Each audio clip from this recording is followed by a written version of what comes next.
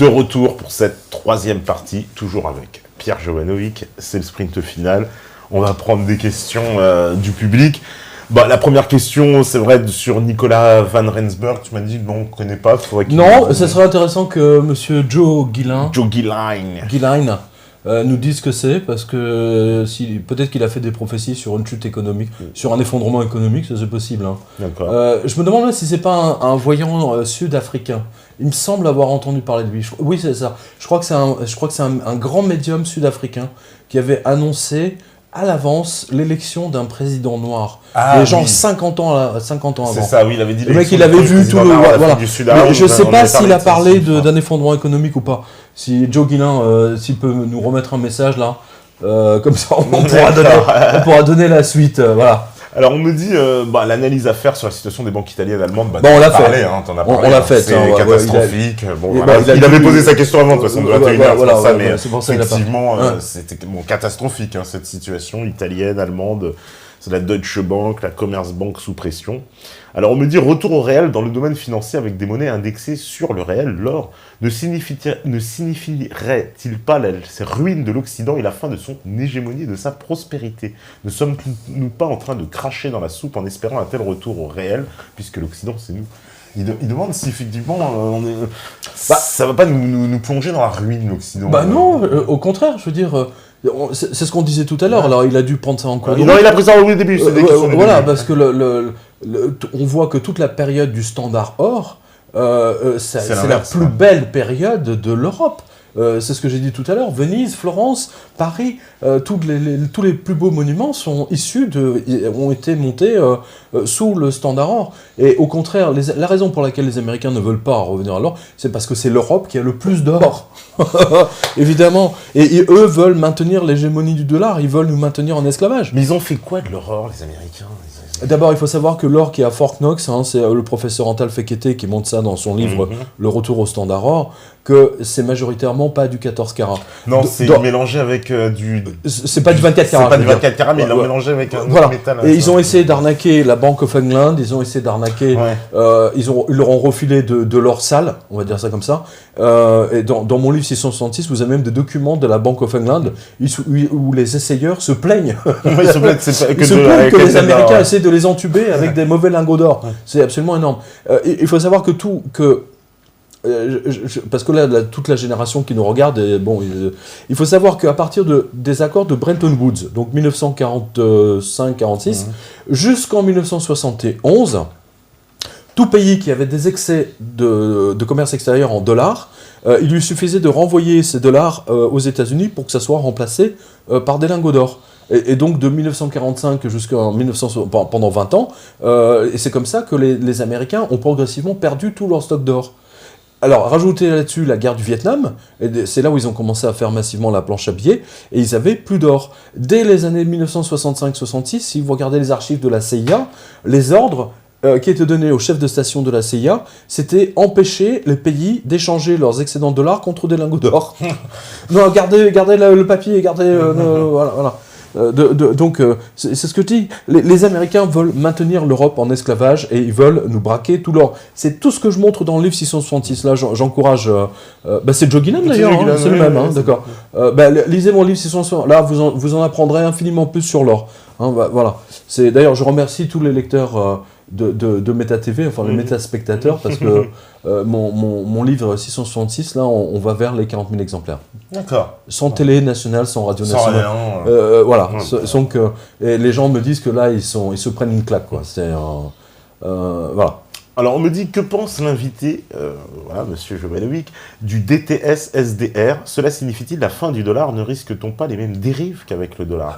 Non, c'est une très bonne question, parce que le DTS, là aussi, je vous renvoie au livre 666, parce que vous avez tous les détails là-dessus. Lorsque les Américains, dans les années 60, avaient de moins en moins de lingots d'or, qu'est-ce qu'ils ont commencé à faire? Ils ont dit, bon, on va pas vous donner des lingots d'or, on va vous donner des DTS. À la base, le Special Drawing Rights, donc le DTS, était en fait un lingot d'or en papier. Et c'était basé sur l'once d'or à $35. À la base, c'est un lingot d'or. Historiquement, le DTS, c'est de l'or, mais papier. C'est l'ancêtre de l'ETF. C'est l'ancêtre de l'ETF. Voilà, donc c'est du papier, donc c'est du carton, donc ça vaut rien. C'est des conneries. C'est une grosse arnaque des Américains, comme d'habitude, comme les crédits des faux swaps. Voilà, tout simplement. Alors, on me dit, me semble, M. Jovanovic, que...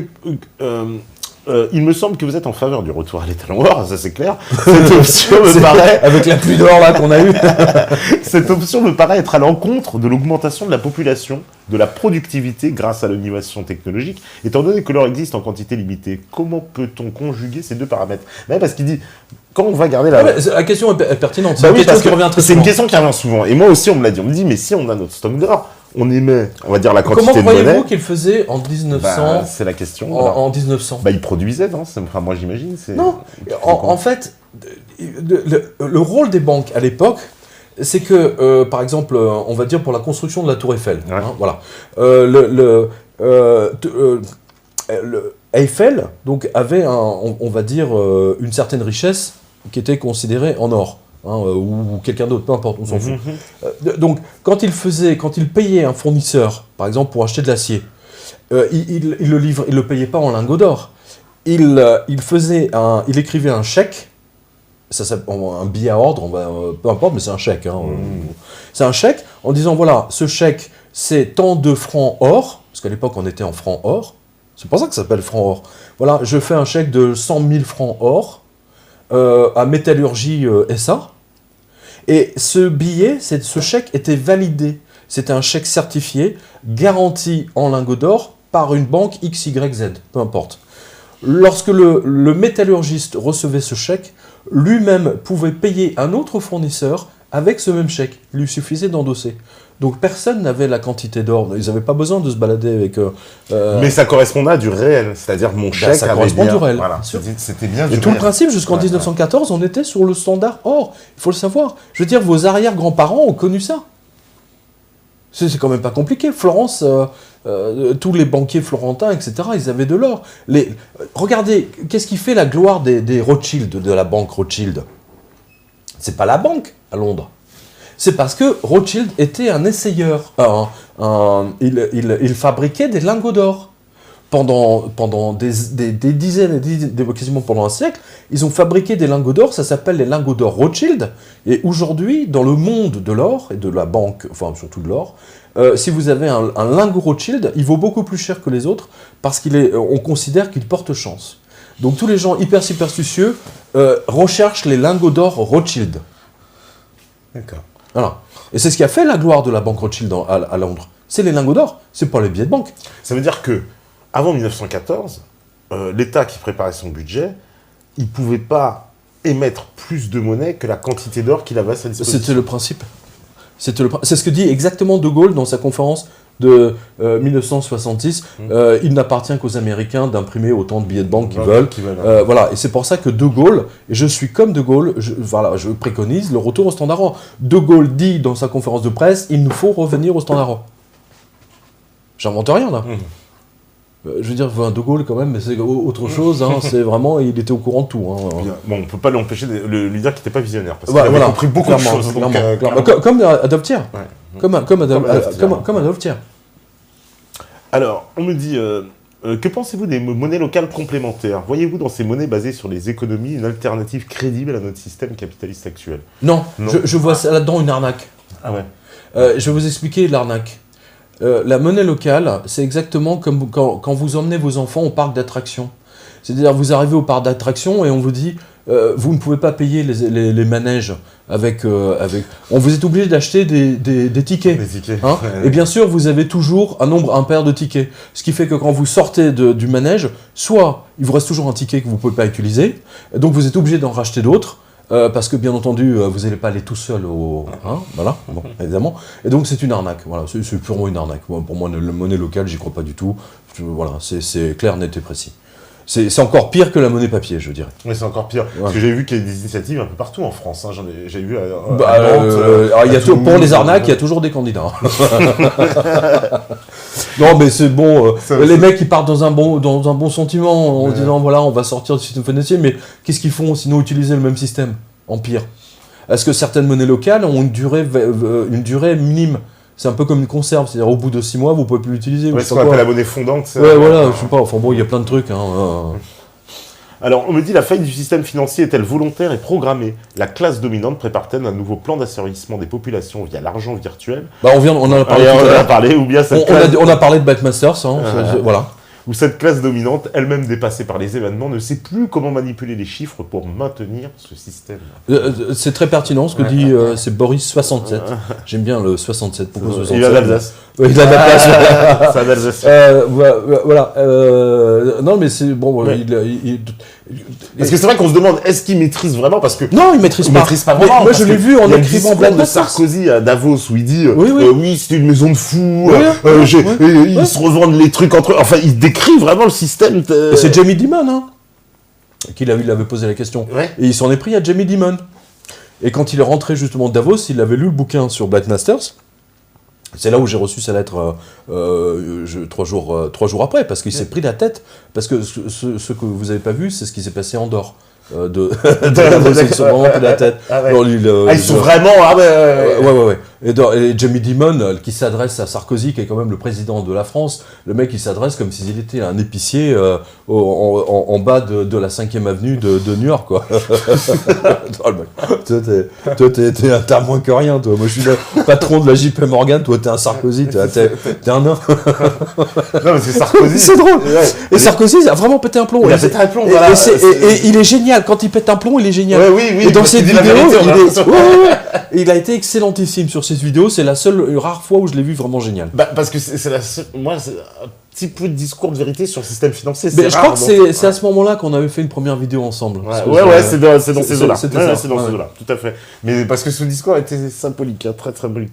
Alors on me dit, que pensez-vous du OneCoin, des crypto-monnaies? On en a parlé tout à l'heure avec Black Masters. Black Masters s'occupe du blockchain. Le blockchain est l'une des technologies du Bitcoin et les banques veulent imposer leur système de Bitcoin via le système de Black Masters. Voilà. On va y venir, mais le problème c'est qu'il y a de plus en plus de piratage maintenant de ce système qui était censé être non piratable, et donc la confiance est quand même en train de flotter. Et en France, moi je connais des commerçants qui sont mis sur le Bitcoin, vous pouvez les payer en Bitcoin, par exemple Charles Guerre de CC Opera, hein. Vous pouvez acheter un lingot d'or si vous voulez avec des Bitcoins, si vous en avez. Allez sur le site de CC Opera, ou même des pièces d'or, hein. Si vous avez des bitcoins, vous pouvez acheter des pièces d'or. Je dirais même à tous les mecs là qui nous regardent, si vous avez des bitcoins, débarrassez-vous, allez chez CC Opera et achetez, transformez vos bitcoins en vraiment du solide, quoi. Des pièces d'argent, des pièces d'or. Profitez-en, hein, tant qu'ils l'acceptent. Mais sinon, malheureusement, la confiance est un peu rompue en ce moment. Donc, moi, j'observe ça, mais pour l'instant, ça flotte. Il n'y a pas d'action réelle, vraiment. Et toutes les grandes plateformes de Bitcoin ont été piratées à un moment donné ou à un autre. J'ai encore vu un piratage il y a 2-3 jours. D'accord. Alors, on me dit, pouvez-vous nous expliquer le fonctionnement et le risque lié au CDS? C'est vrai qu'on a beaucoup parlé des CDS, mais c'est vrai qu'on n'a pas expliqué rapidement qu'est-ce que c'est un CDS. Alors, méta-citoyen, c'est mignon. Hein. Alors, cher méta-citoyen, on a une émission ensemble sur Black Masters, justement, celle qui a promu le CDS. Le CDS, ça veut dire Crédit Défaut Swap. En français, la bonne traduction, c'est permutation de l'impayé. Autrement dit, on prend une assurance chez quelqu'un au cas où une tierce personne ferait défaut de paiement. Sauf que ce n'est absolument pas encadré, ce n'est pas comme les assurances qui sont obligées d'avoir des capitaux énormes pour parer à toute éventualité. Les CDS, et on l'a vu en 2008, les CDS ont explosé, et ça a explosé beaucoup de banques, dont AIG, beaucoup d'assureurs. AIG était le plus gros fournisseur de crédit défaut swap. Tous les gens qui étaient assurés contre la faillite de Lehman Brothers étaient assurés chez AIG. Et c'est AIG qui a été obligé de payer tous les impayés de la Lehman Brothers. C'est une assurance, mais sans l'encadrement qui est lié aux compagnies d'assurance. Voilà, vous en découvrirez beaucoup plus dans le livre Blight. En gros, si l'autre ne paye pas, il y a quelqu'un qui paye pour lui. Voilà, il y a des versions électroniques de tous mes livres, parce que maintenant, moi je suis très attaché aux versions électroniques, parce que là, pendant que j'étais en vacances, j'ai pu télécharger, acheter tous mes bouquins. J'ai pu lire une quantité de bouquins, toutes les nouveautés, tranquille. Et en 2 secondes, c'est directement dans ta tablette. C'est absolument génial. Alors bon, c'est pas le plaisir du livre, c'est sûr. C'est pas la même chose. Pour prendre des notes, c'est très très emmerdant. Mais pour lire, le dernier bouquin de Patrick Buisson, par exemple, je l'ai acheté en numérique. Je l'ai eu avant tout le monde. D'accord, en plus, ça il était disponible avant, d'accord. En plus, je l'ai eu avant tout le monde. Voilà, donc pour les CDS, hein, vraiment, c'est Blight Masters, et c'est là vous avez non seulement l'historique des CDS, mais c'est très intéressant, parce que les CDS, c'est ce qui a déclenché la crise des subprimes. C'est ce qui a déclenché la faillite de toutes les banques. Aujourd'hui, la Deutsche Bank est en faillite à cause des CDS qu'elle a signés. Et les CDS, il y en a partout, dans toutes les banques. Surtout la Deutsche Bank. Surtout la Deutsche Bank. Mais les banques françaises aussi. Parce que la Société Générale. Générale. BNP, bien sûr, BNP, Société Générale. Les trois banques les plus dangereuses, allez sur quotidien.com, vous avez j'ai fait un grand papier là-dessus. Les 3 banques les plus dangereuses en Europe sont numéro 1, Deutsche Bank, numéro 2, Société Générale, numéro 3, BNP. Voilà. Mais je considère la BNP comme la banque la moins pourrie en France. D'accord. Donc, et je répète à tous ceux qui ont des comptes à la Banque Postale, quittez-la le plus vite possible, allez à la BNP. D'accord. On me dit, bonsoir Pierre, demain tout s'effondre, faillite générale, l'or monte à 10 000 €, votre plan B c'est quoi? La petite maison, le puits, le jardin, l'avez-vous déjà prévu? Absolument, bah oui. Bah, j'ai toujours dit, hein, non mais c'est vrai, il a raison de le rappeler, j'ai toujours dit à la radio, depuis 2008 je dis, avant les lingots d'or, avant les pièces d'or, la maison, le jardin, le potager et le puits. C'est la chose la plus importante. Voilà. Après, si vous avez ça, vous êtes tranquille. Après, les pièces d'or, les pièces d'argent, c'est secondaire. Hein, parce qu'il y aura un chaos phénoménal, hein, ça c'est évident. Mais ça va provoquer parce que les Français ne vont pas réagir comme les Grecs et les Chypriotes. Hein. Les Chypriotes, ils ont trop de soleil. Bah, ils sont faits, en plus on les a mangés aux petits oignons, on a fermé les banques le dimanche, ils sont réveillés le lundi. Comme en Argentine. Tout est fermé, qu'est-ce qui se passe? Mais en Argentine, ils se sont révoltés. Ils sont révoltés en Argentine, ça n'a pas empêché qu'ils ont été ruinés. Oui, parce qu'en plus, en Argentine, les banques ruinent, etc. C'est comme si on est reparti à zéro, c'est ça? On a dit, bon, on élimine toutes les dettes. Mais la même chose a eu lieu en Turquie, hein, 2-3 ans avant. Personne n'en a jamais parlé. Les épargnants turcs ont été ruinés par les banques américaines, il faut le savoir. Et au Brésil aussi, ça s'était passé quand ils ont changé de monnaie, ils avaient aussi... Bien sûr. On enlève toutes les dettes, mais en fait, tout le monde est ruiné, on repart à zéro, quoi, en fait. Ouais. Rien ne vaut le physique. N'ayez aucune épargne aujourd'hui en monnaie. Gardez ce qu'il faut pour payer les factures, quoi. Et tout ce que vous avez, mettez-le en pièces d'or, pièces d'argent, planquez ça chez vos parents. Ne mettez surtout rien dans le coffre de la banque. On a vu à Athènes, ils ont fermé les banques pendant 3 mois ou 2 mois, je ne sais plus. Et les gens n'avaient même pas accès à leur coffre. Interdiction d'aller au coffre. Voilà. Et ils n'ont pas quand même ouvert les coffres, non? Ils auraient pu. Ils auraient pu. Ils auraient pu voter une loi. Hein. Ouais, au point où on était. Aujourd'hui, vous ouvrez un coffre à la banque, à la BNP, par exemple, la BNP est obligée d'avertir immédiatement le fisc comme quoi vous avez ouvert un coffre. Et comme ça, le fisc, il peut dire qu'est-ce qu'il y a dans le coffre aussi. Voilà. Exactement. Alors, on me dit, avons-nous une autre option que d'acheter de l'or, de l'argent? Est-il intéressant d'investir son épargne et de faire un prêt avant que le système ne s'effondre? Voilà, c'est vraiment à risque et péril. Hein. Ouais. Lui, c'est un joueur, lui. Hein. Il faut aller au casino. Lui, il dit bien quand même. Des murs. Est-il possible que nous échappions à un remboursement de ce prêt si la crise venait? Lui, il dit j'achète le truc et après... Ouais, non, mais je comprends ce qu'il dit. Parce que c'est une question qui revient très souvent. On a vu ce qui s'est passé lors de la crise de 1929. Donc 1930, 1931, 32. Il y a eu 600 banques, grosso modo, qui ont fait faillite aux États-Unis. Donc, bien entendu, il y avait des gens qui avaient des prêts dans la banque B qui a fait faillite, mais les emprunts, les actifs, on va dire, de la banque B ont été rachetés par la banque Z. Et donc, les gens étaient obligés de rembourser à l'autre banque. La même chose risque de se passer là. Sauf s'il y a un arrêt total, global. Ce qui peut se passer. Mais on pourrait pas dire, les dettes repartent à zéro, on annule tout, on fait table rase. C'est ce qu'on faisait... du temps de Rome et de la Grèce. Hein. À un moment donné, on disait, tous les 15 ans, ou je sais pas combien, on disait, voilà, on remet toutes les dettes à tout le monde, enfin, quasiment, pas toutes, hein, mais on faisait le ménage.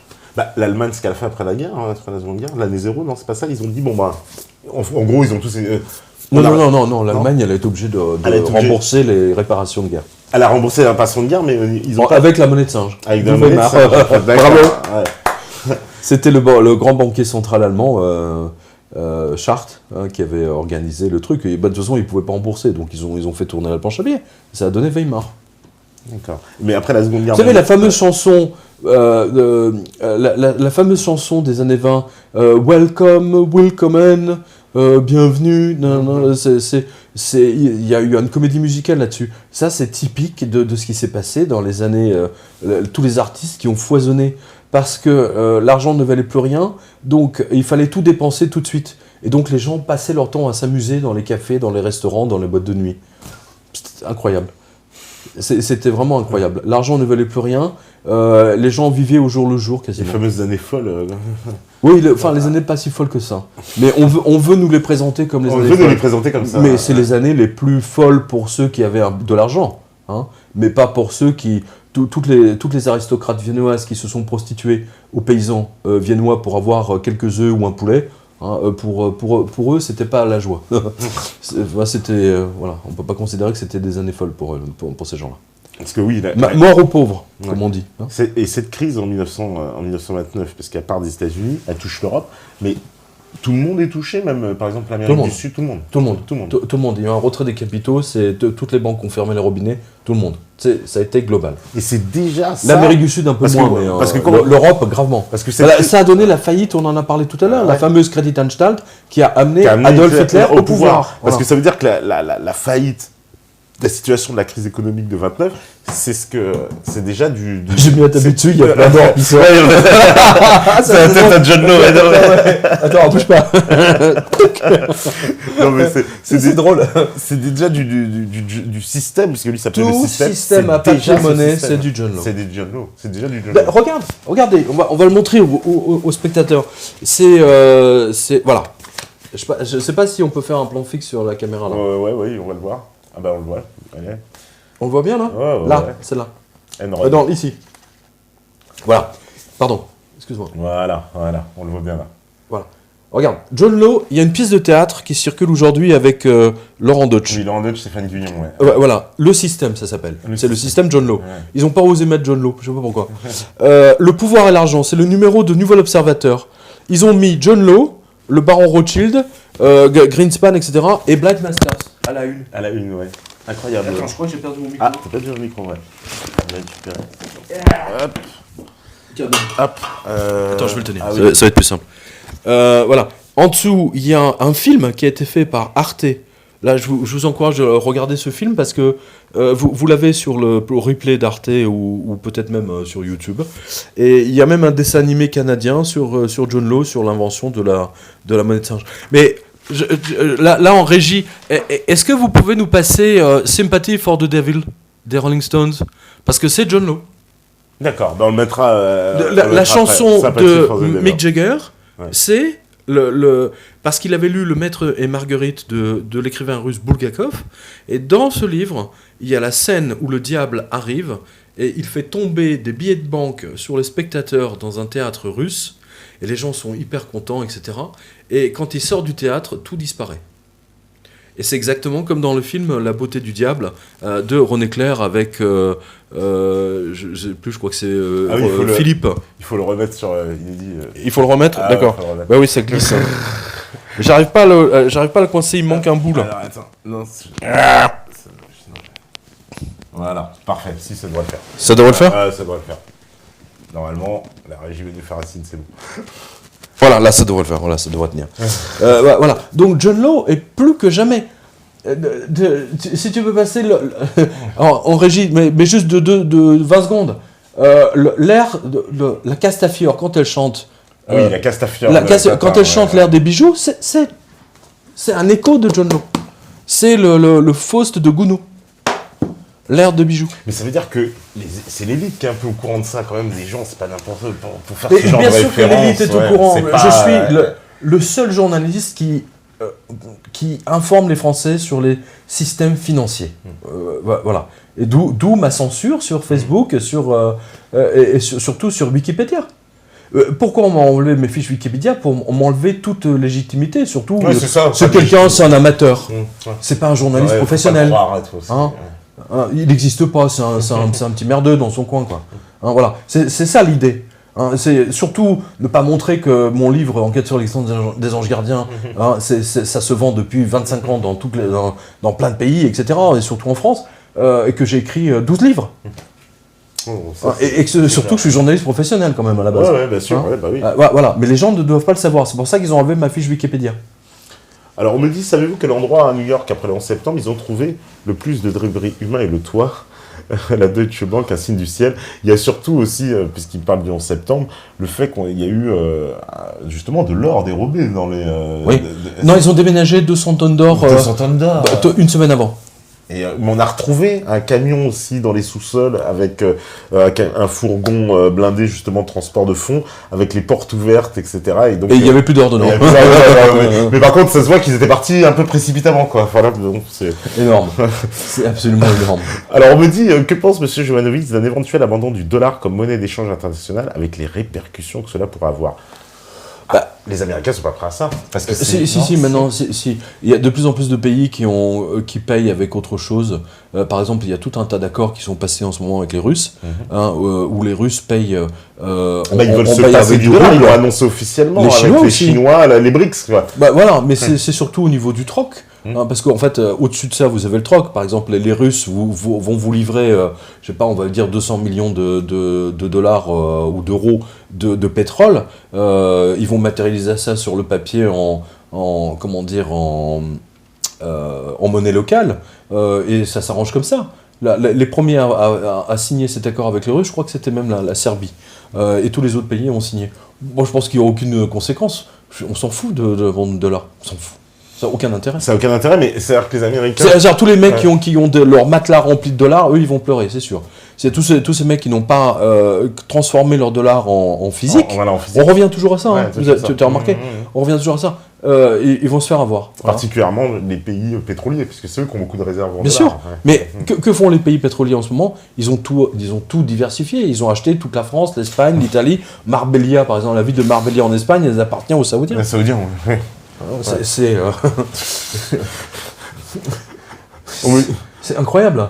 On me dit, avez-vous des nouvelles de Hanjin Shipping ? On en a parlé tout à l'heure.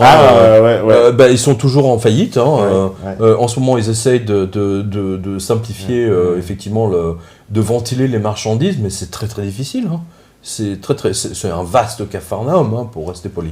Oui, j'en ai parlé récemment parce que dans la revue de presse, vous avez une info comme quoi à l'île de la Réunion, par exemple, tous les prix d'expédition de marchandises par bateau vers la France, par exemple, ont augmenté. Les prix ont bondi de 30 à 40%. Vous avez l'info allez sur quotidien.com. Donc ça veut dire que les prix après se répercutent. Bien sûr, parce que vous avez 180 bateaux porte-conteneurs de Hanjin, ou je ne sais pas combien, qui sont immobilisés. D'accord. On me dit au XIIIe siècle, Saint-Louis créa l'écu sur les conseils de saint Thomas d'Aquin, une monnaie qui se voulait la plus stable possible au niveau de sa valeur, tout en ayant une valeur ne correspondant pas au prix de l'or fondu pour en constituer les pièces. Pensez-vous que nous puissions avoir une révolution économique aussi importante que ce qui s'est passé en France il y a 700 ans ? Bien sûr. Bon, en fait, ce ne sera pas vraiment une révolution, parce qu'on revient à quelque chose qui a déjà existé. On en a parlé tout à l'heure. C'est ça. Donc tout simple, la France a encore de l'or. On n'est pas... Techniquement, oui, on est censé encore avoir 2100 tonnes, je crois. Ah, c'est un beau parcours. Oui, c'est un beau parcours. Mais c'est ce que j'ai dit tout à l'heure. Les plus beaux stocks d'or sont en Europe. Et quand même, la moitié a déjà été volée, entre guillemets, par les États-unis. C'est ce que je montre dans le livre 666. Oui, parce que tous, ils ont mis leur stock d'or. Le Mexique, les Suisses, les Hollandais. Ceux qui se sont fait le plus dépouiller, c'est les Belges. Les Belges. Ils sont beaucoup de Belges qui nous regardent. Ils sont nombreux de regarder les Belges. Les Belges, alors là, quel massacre. Les amis belges, on vous passe voilà. Et avec la complicité des politiques et des gouverneurs de la Banque centrale. Voilà. Non, la CIA a fait un là-dessus, ils ont fait un parce qu'en plus, petit rappel pour ceux qui n'avaient pas vu l'émission dans le livre, c'est vrai qu'on en avait parlé, mais c'est que tous les pays ont filé leur or parce qu'on leur disait, ils seront en sécurité là-bas. Ouais, les Russes vont arriver. Ils ont tous les Russes vont arriver, donc ils ont tout mis à New York. Ils ont tout mis à New York, voilà. Et des pays improbables quand même, parce qu'il y a des pays en Amérique du Sud. L'Australie. Attends, les Américains, ils ont braqué l'or des Australiens. Où y a-t-il le plus de mines ? Par rapport après l'Afrique du Sud, c'est en Australie. C'est en Australie. Eh ben non. C'est les mecs, ils ont mis leur or à Londres ou à New York, je sais plus. C'est un truc Donc tous ces pays, on peut dire que leur or, ils n'ont pas de chance de le revoir. En tout cas, il peut disparaître pour le moment. L'Allemagne qui a tenté de le récupérer, on a vu, ça c'est toujours pas de nouvelles. Et les autres pays, ils osent même pas demander en fait. Là, il y a une question très intéressante. Il dit. Grosse Dana. Ouais. RR, non. Ah, RR, il dit, si je comprends Pierre Jovanovic, qu'il est contre toute création monétaire. Pour lui, la monnaie, c'est l'or et l'argent. Même si je trouve le système de création monétaire actuel par le crédit étrange, voire crapuleux, le retour à l'étalon or est pour moi absurde. Ne vous énervez pas. Si un pays découvre une mine exceptionnelle d'or, alors il devient riche du jour au lendemain. C'est vrai. L'or gratos volé aux Incas, c'est fini cette époque. J'imaginais plutôt le genre de système de régulation de masse monétaire au niveau national, plus d'euros bien sûr, avec un contrôle des capitaux et un ajustement des taux de change. En finir avec la fameuse triple libre circulation. La vraie richesse, ce sont les connaissances, agriculture et sciences. Et la force pour les garder. Oui, mais pour échanger l'agriculture, la science et tout le reste, il faut une colle. N'oubliez pas, l'argent, quand je dis l'argent, c'est pas le métal, hein, l'argent c'est avant tout une colle sociale. C'est ce qui permet à tous les hommes d'avoir des interactions entre eux, tous les échanges sociaux. C'est mieux que le troc. Hein. Voilà. Donc l'argent, c'est le système monétaire est une colle. Il faut le voir comme une colle. C'est ce qui permet à la société de tenir ensemble et de fonctionner normalement. Voilà. Non, moi, je ne suis pas contre toute création monétaire. De Gaulle, avec Jacques Rueff, avait fait tourner la planche à billets. Mais c'était une planche à billets en prévision d'une création de richesse. Alors, je vous donne des exemples très pratiques. Tout le système nucléaire français, donc toutes les recherches pour les centrales pour développer nous-mêmes notre propre industrie nucléaire, elle a été financée par la planche à billets. Mais donc c'était en avance. Tous les TGV, le programme spatial, le Concorde, tout ce qu'il a, les autoroutes, oui, tous les grands projets qu'a entrepris de Gaulle. Les autoroutes, c'était une avance. Là, il y a un autre livre qui le montre très bien, c'est Enquête sur la loi du 3 janvier de Pierre-Yves Augereau, que vous avez reçu ici. Hein. Voilà, il le montre très bien, c'est ce qu'on appelle le circuit du trésor. Hein, dans le trésor, il y a or. Hein. Ben oui, justement, ce livre de Pierre-Yves dans le trésor, il y a or. Qu'est-ce que tu penses des gens aussi, alors on va parler, qui sont des détracteurs de Pierre-Yves Rougeron et qui, par exemple, comme Magali Pernin, qui dit que la loi de 73, en fait, elle était déjà, entre guillemets, là avant, en fait, qu'elle n'a pas changé grand-chose. Non, c'est pas vrai. Ah non, c'est pas vrai. La loi du 3 janvier, c'est pas du tout par hasard qu'elle a été votée le 3 janvier. C'est parce que le 3 janvier, il n'y a personne. Oui, hein, voilà. C'est vrai que c'est un embrun de fête. C'est soit au 15 août, soit au 3 janvier. Je sais parce que je suis né le 3 janvier. Hein. Et le jour où j'ai compris ça, c'est parce que moi, depuis que je suis enfant, le 3 janvier, il n'y a jamais personne à mon anniversaire. Ah, parce que tous les 6 ans, la fête, le machin, voilà. Donc, j'ai compris. J'ai compris pourquoi ils ont voté ça le 3 janvier. Ils auraient pu programmer ça au 15 février ou, je sais pas, au mois de mars, n'importe où. Non, au 3 janvier, quand il n'y a personne. Quand ils sont sûrs qu'il n'y a que 3 mecs à l'Assemblée nationale. Et en plus, si vous regardez le texte, il est tellement abscon que personne n'y a rien compris. On ne comprend rien au texte. Et en fait, les Canadiens ont eu leur loi du 3 janvier, c'est ce que je montre dans le livre 666. Et les autres pays ils ont même, Giscard a imposé la loi du 3 janvier à tous les autres pays européens dans le traité de Nice. Voilà. Et je m'oppose formellement à ce que dit machin, il n'y avait pas de... Je ne sais pas qui c'est d'ailleurs. Franchement, le livre de Pierre-Yves Rougeron, il n'y a même pas de discussion là-dessus. Peu importe ce qu'on pense de Pierre-Yves Rougeron, peu importe ce qu'on pense de moi. Je dirais que nos livres sont là et pour valider nos travaux et ce qu'on dit. Voilà, c'est aussi bête que ça. D'accord. Et on me dit, mais où part tout ce fric volé, il est forcément pas perdu pour tout le monde. Ah bah non. Il est surtout aux États-Unis. Hein. Il est surtout.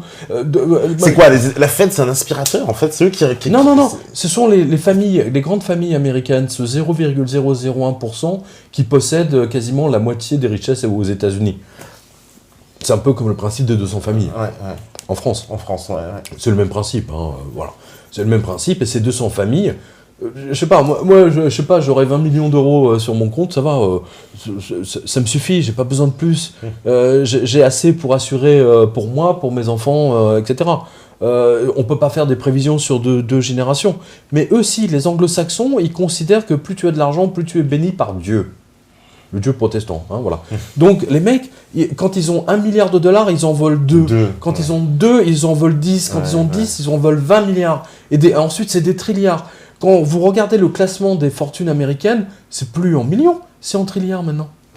C'est incroyable. Alors c'est marrant ce que tu dis, parce que ça me fait penser à un film français avec Gérard Lanvin, où il espionne, justement il travaille dans une banque, puis il espionne ses banquiers à travers la porte, puis il donne les actions à ses potes, il donne le cours des actions en fait à ses potes, etc. Et dans ce film, À un moment, il y a une scène, justement, quand le banquier commence à découvrir que Gérard Lanvin, en fait, l'espionne, et il lui dit, mais vous savez, les gens comme vous avez 20 millions, et vous vous en contentez, vous pensez à rester. Il me dit, moi, quand j'ai 20 millions, je pense en faire 20. En plus, c'est ça. C'est une espèce de volonté de l'ego, c'est-à-dire une espèce de montrer j'en ai plus que toi.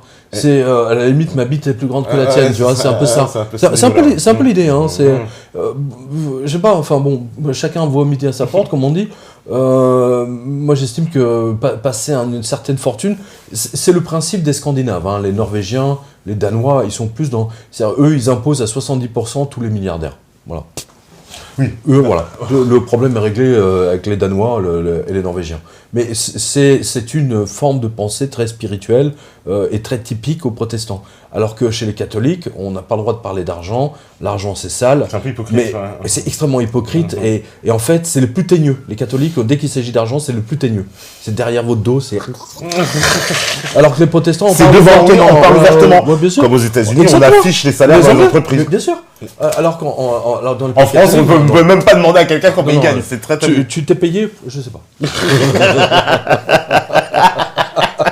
Je sais pas. C'est ça. Je regarde pas mes comptes. Des fois, on les voit. Ah non, je sais pas comment je suis payé. Non, parce que ça, c'est... c'est pas moi qui m'en occupe, c'est mon comptable. Non, parce que c'est vraiment fondamentalement différent. Parce que c'est vrai qu'un anglo-saxon, ils sont absolument aucun tabou sur l'argent. Mais ça a à voir avec le sexe. Exemple. Les protestants ont un problème avec le cul, mais grave. Mais ils n'ont aucun problème avec l'argent. Les catholiques n'ont aucun problème avec le cul, mais non, ils ont un grave problème avec l'argent. C'est très marrant. C'est marrant. Parce que c'est vrai que même aux États-Unis, les gens vous disent combien ils gagnent, ils n'ont aucun complexe avec ça. Ils vous disent moi je gagne 130 000 $ par an. Machin. Personne. Mais en France, on ne peut pas le faire. En France, non. On ne peut pas le faire, ça se fait pas. Parce que après, si vous donnez, après, on a vu le cas sur les réseaux sociaux, ça a été le massacre. Avec les ministres. On a vu avec les ministres. On a vu, comment il s'appelle la ministre de la francophonie, là, comment elle s'appelle elle est d'origine algérienne, une grande brune. Ah oui, comment elle s'appelle Benguigui, Yamina Benguigui. Voilà, Benguigui. Benguigui, elle a déclaré un vélo. Alors qu'en fait, on a découvert qu'elle avait une fortune. Voilà. Donc, c'est comme on se rappelle la séquence que Dupont-Aignan qui était invité à Canal+. Oui, et puis, très bien. Et puis ça vous regarde pas. Et voilà, qui dit aux journalistes, mais vous êtes payé combien? Et ils sont tous. Le mec, il était payé 50 000 €, mais bon, c'est normal. Dire qu'il gagne 50 000 €, c'est une insulte à tous les spectateurs, à tous les smicards, quoi. Évidemment. C'est combien normal. vous gagnez, vous? Et après, la réponse de Apathy, elle est fabuleuse. Il dit, mais moi, l'argent, je le mérite. Bon, on sait pas combien tu gagnes. Le mec est socialiste, hein, il est EPS. C'est comme Cahuzac, hein. Les yeux dans les yeux, je n'ai pas de compte en Suisse. Oui. C'est ça. Les yeux dans les yeux, je n'ai pas de compte en Suisse. Et on parle même pas de son compte à Singapour. Là, c'est les yeux dans les... C'est Hanoï, pas à Singapour, et un autre en Suisse. Non, voilà, c'est vrai qu'ils sont... c'est comme j'avais vu Marine Le Pen dans une émission, et pareil, on a essayé de l'attaquer sur ça. Et elle a eu le réflexe, elle a dit, non mais moi je gagne tant, oui. Et elle a donné son salaire au Parlement européen, elle a dit, oui, je gagne 8 000 €, je sais plus quoi, machin, voilà, je gagne 8 000 €. Mais les gens ont du mal, hein, et surtout les journalistes, ils ne veulent pas parler d'argent. C'est très tabou. Tout à fait. Très tabou. Alors là, il y a une question de Jésus. Alors, il me dit, Jésus nous pose Pierre, vous avez parlé de menaces de mort à peine voilées reçues suite à la fermeture de votre page Wikipédia. Avez-vous été approché par certains réseaux ou groupes influents afin de vous faire taire en vous soudoyant? Non. Non, j'ai eu beaucoup de menaces de mort au début de la revue de presse pendant les 2 premières années. Les seules menaces de mort, c'était plus de musulmans, hein, vous savez, les islamistes dingos, là. D'accord. Bon. Grand classique. Mais... Non, j'ai pas de... Si, j'ai eu beaucoup de mails officiels des banques, du ministère des Finances. Veuillez retirer tel article, veuillez retirer tel document. Quand tu fais des affaires sur les banques, ils aiment pas. Non, il y a pas plus. C'était encore, il y a 15 jours, 3 semaines, c'était je sais pas, une pétasse. Je suis community manager, alors je sais plus quelle banque c'était. Veuillez retirer le document que vous avez publié avec le numéro de téléphone de notre conseiller d'agence. C'est ça, non, je le retire pas, voilà. Fais-moi un procès. Voilà, mais il faut le résister, hein, c'est très important. Alors, on me dit aussi, j'aimerais savoir si vous croyez qu'une crise financière va se finir comme en 2008, c'est-à-dire prendre de l'argent public pour des entreprises privées. Ils nous font le coup, c'est-à-dire... La Deutsche Bank, oui, on va le voir. Ouais, la Deutsche Bank, il faut observer ce qui va se passer avec la Deutsche Bank. Et la Commerzbank, ça c'est pareil, la Commerzbank, elle est dans le même état que la Deutsche Bank. La Deutsche Bank, pour moi, c'est le nouveau Lehman Brothers. Et ça va être intéressant, ils ne peuvent pas la laisser tomber. Mais ils ne peuvent pas la sauver non plus. Ils ne peuvent pas la sauver non plus. Comment on fait? Voilà, c'est une très bonne question. C'est un casse-tête, c'est planche à billets. C'est méga planche à billets, mais là, c'est hyper inflation. Ça veut dire quoi? C'est la BCE qui va payer la facture? Non, la BCE ne peut pas. Les lois européennes obligent. Ils sont obligés de voter des nouvelles lois. Il peut contourner. Etc. Et les Italiens, les Portugais, c'est ce que j'en ai dit tout à l'heure, les Allemands hurler au scandale. Parce qu'on a vu. Ils vont dire, nous, on quitte. Nous, si vous faites tourner la planche à billets de la BCE pour sauver la Deutsche Bank, nous, banque italienne, on exige le même montant pour sauver nos banques à nous. Unicredit, Montepaschi et patati patata. Les Espagnols vont faire pareil pour Santander, pour toutes leurs Bankia, machin. Ouais, Banco d'Espagne, tout ça, ils sont tous Caixa. Voilà, Caixa Generalos, Depositos. Ouais, mais ils sont tous ruinés. Depositos Caputos. Voilà, ils vont faire la même chose, ils vont hurler. Ils se sont votés leur propre loi avec laquelle ils vont se pendre. Quand Lénine a dit les capitalistes vont nous vendre la corde avec laquelle on va le pendre, non, les capitalistes se sont vendus à eux-mêmes la corde avec laquelle ils vont se suicider. Ça va plus loin que ça. Lénine était un petit bras par rapport à ce qu'on voit maintenant, c'est incroyable. Alors, on me dit, que pensez-vous de l'intervention de Mélenchon chez Ruquier qui dit que la dette, c'est un peu du pipeau dans le sens où la dette est exprimée sur une année alors qu'il faudrait la chiffrer par rapport à sa durée, le remboursement qui est en moyenne de 10 ans. Voilà, alors oui. Je sais pas ce qu'il a fumé Mélenchon. Alors là, je sais pas ce qu'il a fumé Mélenchon, mais... la démonstration de Mélenchon... À la limite, Mélenchon, il aurait parlé de monnaie de singe en disant « Nous sommes endettés par de la planche à billets, alors que nous n'avons pas le droit de le faire », ça aurait été logique. Mais là, on voit qu'il maîtrise pas le sujet. Je l'ai vu en plus, cette intervention de Mélenchon. Moi, je l'ai pas vu. Clairement, en gros, il dit... parce que voilà, les journalistes lui disent « Oui, mais la France est endettée, machin, comme vous allez faire pour payer la dette ». Et lui, il dit « La France n'est pas endettée. » Parce que quand vous faites le calcul, en fait, voilà comment il dit que ça se passe. Il prend l'exemple d'un journaliste, il dit par exemple, vous achetez une maison à 500 000 euros par exemple, eh ben, c'est le montant de cette dette qui vous est rapporté sur une année. Alors évidemment, par rapport à votre revenu de une année, bah, ça fait démesuré. Mais en fait, si on ramenait votre réel revenu sur, c'est-à-dire le montant de la dette sur le revenu de 10 ans ou 20 ans, on verrait que votre dette ne serait... voilà, c'est ça un peu je dis simplement, non mais pour répondre sur ce point-là, je rappelle que l'agence France Trésor émet des bons du Trésor quasiment, je ne vais pas dire tous les jours, mais presque à plusieurs dizaines de milliards d'euros, et qu'en ce moment même, on rembourse des trucs d'il y a 10 ans, 15 ans, 20 ans. Bon, il est gentil, mais je crois qu'il faudrait vraiment qu'il se plonge dans le circuit. Il faudrait qu'il lise le livre de Pierre-Yves Augeron. Mélenchon, là, il faudrait vraiment qu'il le lise. Voilà, c'est un peu simpliste, hein, comme parce qu'on aurait pu dire la même chose aux Grecs, hein. Non, c'est marrant pourquoi il n'a pas sorti cet argument il y a 4 ans, 5 ans, quand la Grèce était... ou Chypre, hein, c'est maintenant... Non, franchement, non. On me dit, dans le cas d'un crash monétaire, comment pensez-vous pouvoir utiliser votre or au quotidien ? Dans un cadre de crash monétaire, comment vous comptez utiliser votre billet de banque qui ne vaut rien au quotidien. Voilà, moi je réponds pas à votre question, voilà, tout simplement. En faisant du feu comme dans Walking Dead, quoi. Voilà. Je vais lui redonner la réponse que je donne toujours. La presse française en 1940 disait les Allemands vont se fracasser sur la ligne Maginot, d'accord ? Et tout le monde était sûr que les Allemands allaient être arrêtés à la ligne Maginot. Les Allemands ont fait le tour. En 5 minutes, hein, ils sont arrivés en France, et il suffisait d'une journée pour qu'ils arrivent sur Paris. Lorsque l'information est arrivée aux Parisiens en disant que les Allemands sont arrivés en France, tout le monde a pris ses jambes à son cou, et tous les billets de banque marqués Banque de France ne valaient plus rien, en 1 seconde. Tous ceux qui ont fait l'exode en voiture pour payer les voyages, ils ont payé avec des pièces d'or et des pièces d'argent. Voilà. Les billets de banque ne valaient plus rien. C'est tout. Ouais. Voilà, donc c'est une réponse complémentaire. C'est une réponse complémentaire. L'histoire est là pour vous montrer qu'on a déjà toutes les réponses et que tous les cas, John Law est là pour nous montrer que ce qui va se passer, c'est déjà passé.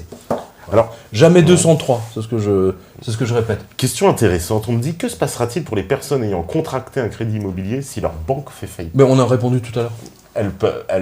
Ça va être racheté par une autre banque. La banque, on le voit tous les jours aux États-Unis quasiment.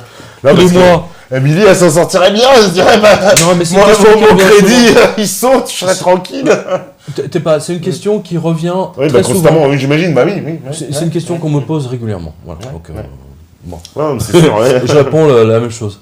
Alors, on demande, peut-on investir dans la pierre, achat d'appartements, maison ou terrain? Bien sûr, c'est l'inverse, c'est carrément ce qu'il faut. J'ai toujours dit ça. Toujours ce qu'il Depuis faut. 2008, je dis d'abord votre maison, le jardin, le potager, le puits. Voilà. Donc il parle de maison, terrain. Voilà, c'est ça qui. Voilà. Ouais. Vous avez au moins vous avez. En tout cas, ceux qui ont des grosses sommes de côté, ça c'est le plus dangereux. Ah mais c'est eux qui vont se faire avoir. C'est eux qui vont plus manger en fait. Exactement, bien sûr, c'est eux qui vont. C'est pas le petit peuple. Pourquoi ils ont mis à 100 000 euros? Parce qu'ils ont calculé que 100 000 euros c'était acceptable pour la grande partie, alors qu'aux États-Unis c'est 200 000 $ ou 250 000 $. Hein. Il faut regarder sur fdic.org. .gov pour voir. 250 000 $. Mais c'est beaucoup plus qu'en France. En Europe, c'est clair. Voilà. La garantie, on va dire. Voilà. On me dit quel est l'élément pratique qui peut faire tomber la Deutsche Bank. C'est vrai que ses engagements en CDS, ce qu'elle doit payer en CDS. C'est-à-dire par exemple demain Wall Street perd 3%, voilà, c'est des milliards qui s'envolent et donc les gens ont des CDS sur des actions, donc Apple, machin, etc. Et Deutsche Bank a pris des engagements en crédit défaut swap, donc ils doivent banquer. Voilà. D'accord. Voilà. Alors, on me dit, avez-vous des nouvelles des BRICS quant à leur entente face au dollar? Que serait l'impact sur ces pays en cas de On a déjà parlé tout à l'heure. On a déjà parlé un peu. Connaissez-vous un exemple de pays au standard or où l'économie allait mal malgré les bienfaits du standard or? Ah, il pose une question à l'inverse. Un pays qui est au standard or et qui va mal, ça existe? Aujourd'hui, non, il n'y a pas de pays au... De toute façon, ils sont plus au standard or aujourd'hui. Mais à l'époque... Depuis 71, on n'est plus au standard or. Hein, voilà. Mais je le dis toujours, on parle des 30 glorieuses. Hein, c'est un exemple que je dis toujours. Les 30 glorieuses, c'est quoi? C'est le standard or. C'est les 30 ans où glorieuse, il y a or dans gloire. Glorieuse. Hein, voilà. Les 30 glorieuses en France, c'est le standard or. On revient au standard or. C'est-à-dire qu'on l'avait abandonné, on y revient. Absolument. Absolument. Donc la Serbie était au standard or. Il y a même eu l'Union latine. À la fin du 19e siècle, les gens pouvaient payer en pièces d'or en Espagne. La même pièce était acceptée. C'était l'Union européenne monétaire avant l'heure, l'Union latine. Elle a volé en éclats parce qu'il y avait des histoires de bimétallisme. Donc le bimétallisme, ça pose toujours un problème et il y a beaucoup trop de spéculation. Voilà. Mais techniquement, moi je vous rappelle que Venise... mais je réponds. Venise, c'est l'exemple toujours, pour tous ceux qui ont visité Venise. Venise, c'est l'exemple typique. Le duché a 600 ans au standard or. Regardez Venise. Celui qui a mis fin au standard or à Venise, c'est Napoléon. Il aura braqué tout leur or. Voilà, c'est tout. Il l'a ramené en France. Il l'a ramené en France. C'est pour ça qu'on est au standard aussi. Bien sûr. Oh putain, il faut pas qu'il le réclame. Mais bien sûr. Mais bien sûr. Alors, mais évidemment. C'est ce que je raconte dans 666. C'est vraiment bien montré. On me dit, l'or disparu de la Fed, celui des Allemands, la Belgique, etc., a volé. Mais il est passé où? C'est ça que je disais, mais il est dans les poches de qui? Parce qu'il existe encore. Il est dans les coffres privés. Il y a beaucoup dans les coffres privés. Beaucoup dans les coffres privés et beaucoup en Israël aussi. Beaucoup en Israël, si. On a le droit de le dire, ça. Non, mais attends, tu prends l'Ancien Testament. L'Ancien Testament, c'est les textes juifs. Dieu dit, et ça aussi je le montre dans 666, le Dieu juif dit l'or et l'argent c'est à moi. Il parle pas de billets de banque en papier, le Dieu juif. Il le dit clairement. Ça me fait penser à la phrase de Blankfein qui dit je fais le travail de Dieu. Oui. Et ce qui est intéressant, c'est qu'Israël, ils sont très très discrets sur l'or. On n'en parle pas du tout. C'est un sujet totalement tabou. Totalement tabou. Il est même impossible quasiment. Je ne sais plus si j'ai réussi à trouver le stock d'or d'Israël. Je ne sais pas s'il y a des lecteurs qui ont 666. Il faudrait qu'ils regardent dans la page où il y a tous les stocks d'or par habitant. Regardez si on a Israël, si j'ai fait le calcul. Est-ce que tu peux remonter en haut pour voir s'il a répondu à propos du voyant sud-américain ou sud-africain? Non, il aurait répondu en bas dans ce cas. C'est en bas? Tu peux regarder? Non, il n'a pas répondu encore. Et c'était qui déjà? C'était Gillian. Gillian, ouais. D'accord. Alors, qu'est-ce qu'il y a d'autre comme question? Alors, il est presque minuit. Il reste quelques minutes. On va le prendre. Alors, on me dit... voilà. Quel format d'or conseilles-tu pour les petits épargnants, acheter et être sur l'or, voilà, le vrai, sans Internet? Et il demande où est-ce qu'il doit mettre son or, en fait, où il doit mettre son argent. Comment on fait? Non, mais, enfin, moi, je donne toujours, il y a, en haut de la revue de presse, il y a toujours, d'une part, Joubert, rue Vivienne, c'est la plus ancienne maison de vendeurs d'or dans Paris, hein, c'est la plus vieille.